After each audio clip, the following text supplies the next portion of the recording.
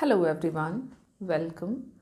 आज की क्लास में हम लोग डिस्कस करेंगे differences between capital expenditure and revenue expenditure, जिस टॉपिक को हम लोगों ने हमारे लास्ट क्लास में फिनिश कर लिया है।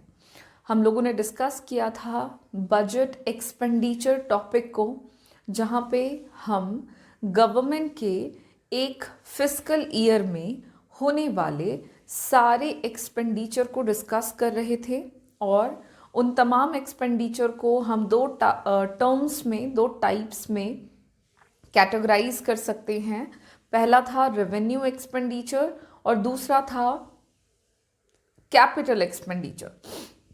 रेवेन्यू एक्सपेंडिचर का क्या मतलब है, उसके क्या नेचर है, उसका पर्पस किस तरह का होता है और उसके कौन कौन से इंपॉर्टेंट एग्जाम्पल्स हैं, हम लोगों ने ये डिस्कस किया था। और फिर हम लोगों ने कैपिटल एक्सपेंडिचर के साथ भी सेम ही बातों को डिस्कस करते हुए उस टॉपिक को भी फिनिश किया था। आज के क्लास में दोनों के बीच में हम बेसिक डिफरेंसेस देख लेते हैं कि क्या अंतर है, और अगर हमसे पूछा जाता है difference between revenue expenditure and capital expenditure, तो हम किस तरह से उस डिफरेंस को लिखेंगे या लिख सकते हैं। तो चलिए बिना देरी के शुरू करते हैं।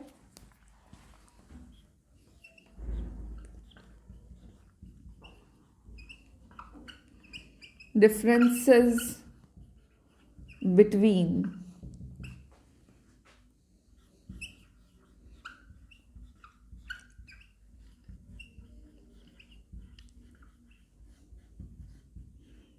revenue expenditure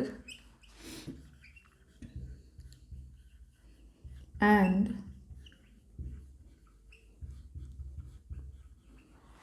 capital expenditure।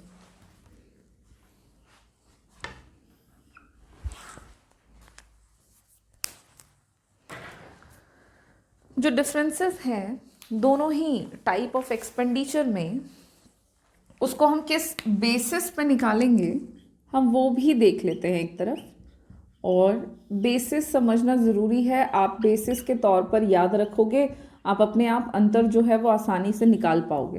तो सबसे पहला डिफरेंस हम करेंगे on the basis of meaning. दोनों ही टाइप ऑफ एक्सपेंडिचर का जो मतलब है वो अलग अलग है और होता है, जो कि हमने इसके डेफिनेशन को डिस्कस करते हुए समझ लिया है, और उन्हीं डिफरेंसेस को आज हम देख लेते हैं। सो मीनिंग की बात करें तो रेवेन्यू एक्सपेंडिचर किस तरह का खर्च था, तो revenue expenditure neither create any asset of the government nor reduce liability of the government। ठीक है, क्या था हमारा रेवेन्यू एक्सपेंडिचर? तो रेवेन्यू एक्सपेंडिचर हमने डिस्कस किया है कि ये एक ऐसे टाइप के खर्च को हम कहेंगे जो कि ना ही गवर्नमेंट के एसेट को जनरेट करता हो और ना ही गवर्नमेंट की किसी भी पुरानी लाइबिलिटी को घटाता हो, उसे हम रेवेन्यू एक्सपेंडिचर कहते हैं। कैपिटल एक्सपेंडिचर की अगर हम बात करें तो कैपिटल एक्सपेंडिचर वैसे एक्सपेंडिचर को कहते हैं which either create an asset of the government or reduce any liability of the government। क्या है कैपिटल एक्सपेंडिचर? तो कैपिटल एक्सपेंडिचर हम उसे कहते हैं या उस खर्च को कहेंगे जो कि या तो गवर्नमेंट के लिए कोई भी एसेट को जनरेट कर दे या फिर गवर्नमेंट की कोई भी पुरानी लाइबिलिटी को घटा दे। देखो, रेवेन्यू और कैपिटल एक्सपेंडिचर एंड रिसीट हम लोगों ने दोनों पढ़ा हुआ है, तो रिसीट तो हमने खत्म कर लिया, एक्सपेंडिचर भी ऑलमोस्ट खत्म ही हो चुका है।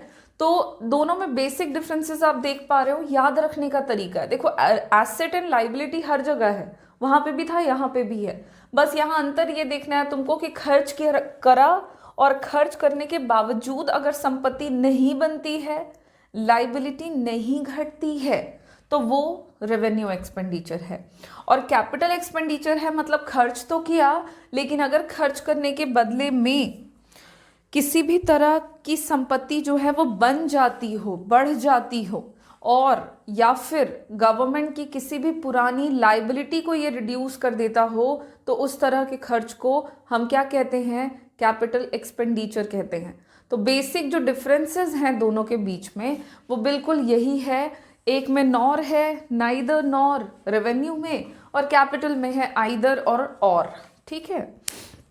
अब सेकंड पॉइंट में डिफरेंस जो है वो हम निकाल लेंगे, और वो हम निकाल सकते हैं on the basis of purpose. किस तरह का खर्च है ये तो पता लग गया।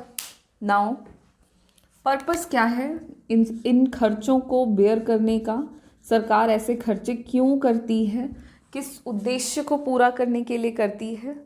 तो जो रेवेन्यू एक्सपेंडिचर है, it is incurred on normal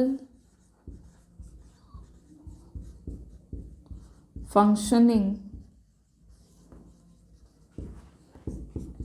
of the government, which includes developmental and non-developmental activities। आप इसको ऐसा भी कह सकते हो कि ये नॉर्मल जो फंक्शनिंग है गवर्नमेंट की, जो भी सामान्य डेली बेसिस पे जो भी क्रियाकलाप होते हैं किसी भी देश के सरकार के, ठीक उसी तरह से भारतीय अर्थव्यवस्था में जो इंडियन गवर्नमेंट है, भारतीय सरकार है, उनके जो भी सामान्य क्रियाकलाप होते हैं, उन एक्टिविटीज़ पर जो भी खर्च किया जाता है उसको रेवेन्यू एक्सपेंडिचर कहते हैं। So the purpose of revenue expenditure is it is incurred for normal functioning, or you can say normal running of the government departments and provisions of various services। ठीक है। ठीक, अगर हम कैपिटल एक्सपेंडिचर के purpose की बात करें तो कैपिटल एक्सपेंडिचर का जो पर्पस है वो हो जाएगा कि capital expenditure is incurred on creating, या कह सकते हो आप generating capital asset in the economy and for long run developmental projects. जो लॉन्ग टर्म डेवलपमेंटल प्रोजेक्ट्स हैं, या तो उनके पीछे खर्च होता है, या फिर देश में पूंजी संपत्ति को जनरेट करना हो या बढ़ावा देना हो, तो उसके लिए इस तरह के खर्चे किए जाते हैं। तो कैपिटल एक्सपेंडिचर का पर्पस जो है वो रेवेन्यू एक्सपेंडिचर के पर्पस से अलग होता है। ओके, सो एक और डिफरेंस हमने देखा रेवेन्यू एंड कैपिटल एक्सपेंडिचर के बीच में on the basis of purpose. Now move on to the next point, और नेक्स्ट बेसिस हम ले सकते हैं नेचर। जो नेचर है बोथ ऑफ एक्सपेंडिचर का वो भी एक दूसरे से अलग है। और अगर हम रेवेन्यू एक्सपेंडिचर की बात करते हैं तो रेवेन्यू एक्सपेंडिचर जो है हमारा गवर्नमेंट के द्वारा जो किया जाता है, ये रिकरिंग होता है in nature. It is recurring in nature. Recurring बोलने का मतलब हुआ लगातार होने वाला खर्च है। इसका पर्पस आपने देखा, नॉर्मल फंक्शनिंग पर किया जाने वाला खर्च, और जो सामान्य क्रियाकलाप हैं ये लगातार चलते हैं, निरंतर चलते हैं। तो ये खर्चे चूंकि कंटिन्यूटी में चलते रहते हैं, इसलिए इस तरह के खर्च का जो नेचर होगा वो रिकरिंग होगा नेचर में, जिसको हम रेगुलर इन नेचर भी कह सकते हैं। वहीं पे दूसरी तरफ अगर हम कैपिटल एक्सपेंडिचर की बात करते हैं तो capital expenditure is non recurring in nature. It is non recurring in nature. ये वो खर्च है जो लगातार नहीं होता है, बल्कि ये खर्चे जो है ये गवर्नमेंट कभी कभार करते हैं। कभी कभार एज इन ये नहीं कि 10 साल में एक बार, 20 साल में एक बार, ऐसा नहीं है। ये खर्चे किए जाते हैं सरकार के द्वारा, लेकिन इसका कोई फिक्स टाइम इंटरवल नहीं होता है कि ये इतने समय में निश्चित तौर पर किया ही जाएगा। ज़रूरत पड़ने पर इस तरह के खर्चों को सरकार के द्वारा बियर किया जाता है। अगर देश में कोई संपत्ति बढ़ानी हो, कोई सड़कें बनवानी हो, फ्लाईओवर बनवाना हो, तो फिर इस तरह के खर्चे जो है गवर्नमेंट करते हैं। या फिर गवर्नमेंट के द्वारा कोई पुरानी लाइबिलिटी को कम करना हो, तब इस तरह के खर्चे होते हैं। लगातार इस तरह के खर्चे जो हैं वो गवर्नमेंट के द्वारा नहीं किए जाते। सो अकॉर्डिंगली ये नॉन रिकरिंग होता है इन नेचर। एक और पॉइंट में हम डिफरेंस निकाल सकते हैं, and that is example.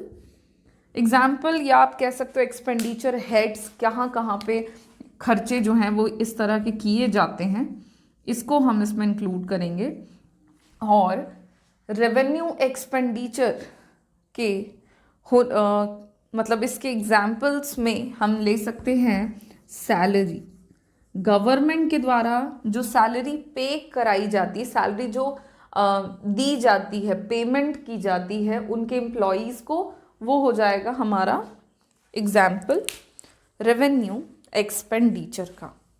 Salary के साथ और भी पॉइंट्स जो हैं वो होंगे एग्जाम्पल के तौर पर रेवेन्यू एक्सपेंडिचर के, जैसे कि हम लोगों ने हमारे लास्ट क्लास में डिस्कस किया हुआ है।